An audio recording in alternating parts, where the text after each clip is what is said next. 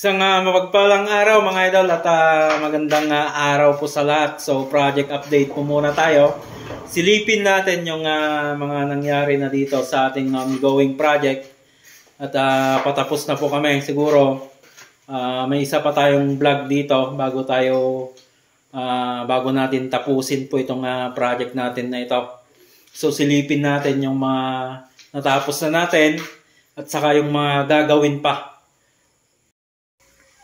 So unahin na natin dito sa receiving mga idol. So ito yung design niya. Pagpumanhin na po ninyo, may previous vlog natin na DIY sana natin to. Kaso hindi na natin nasikaso. So ito po yung design niya. Tapos na po ito. Ito po yung sa receiving area. At ito naman po, may previous vlog din po tayo dito, ukol dito.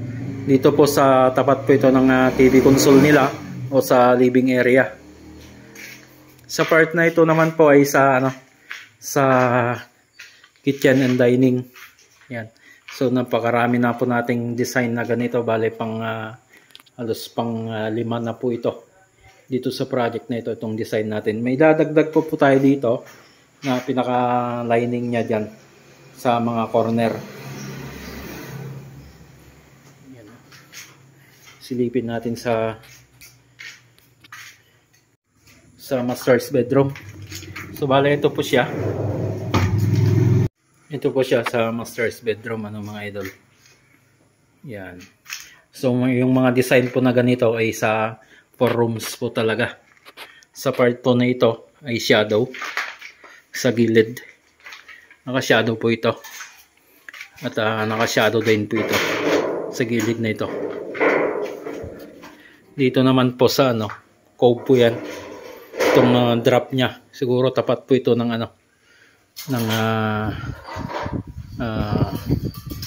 yung kama. Naka-cove din po yan. Cove po din po ito.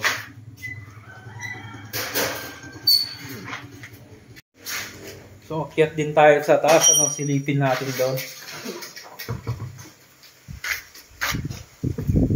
Dito muna sa may hagdanan.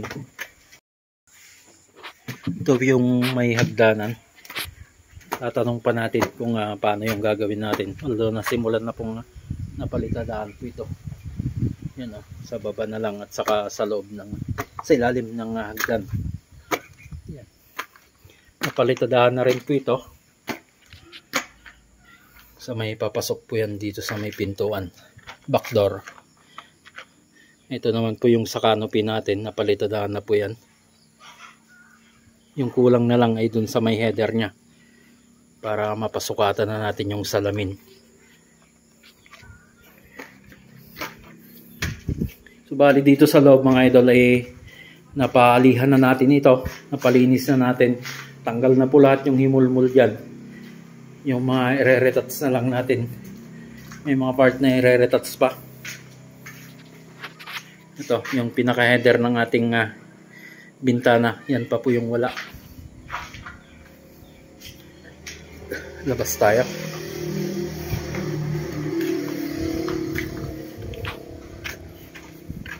So, ito po yung harap niya. Yan, napalihan na rin po natin yung mga moldura natin dito. Yan yung canopy. Napalitadaan na rin po. Nalagay na yung moldura. So, ito po yung moldura natin. At ito na lang po yung papalitadaan dito sa part po ng canopy na ito.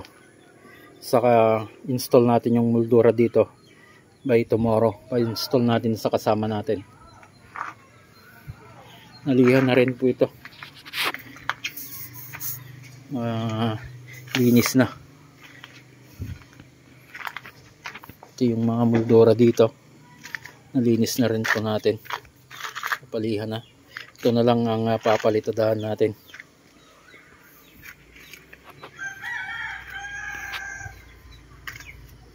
Okay, balik tayo sa baba. So ito na rin po siguro yung papatrabaho natin bukas sa mga maiiwan natin kasama dito mga idol. Papa-vibrator na rin po natin ito. Papalagay na rin natin sa kasama natin electrician ng outlet dyan para may retouch. Yan, yung outlet natin dyan. Paayos natin yan. So ito na lang po yung natitira. Ayusin natin bukas yung yung tubo. Saka yung kisame nito, naka-frame na po. At may asintada pa tayo dito mga idol. Siguro 2 patong or 3 siguro. Asintadahan natin dito sa perimeter fence niya.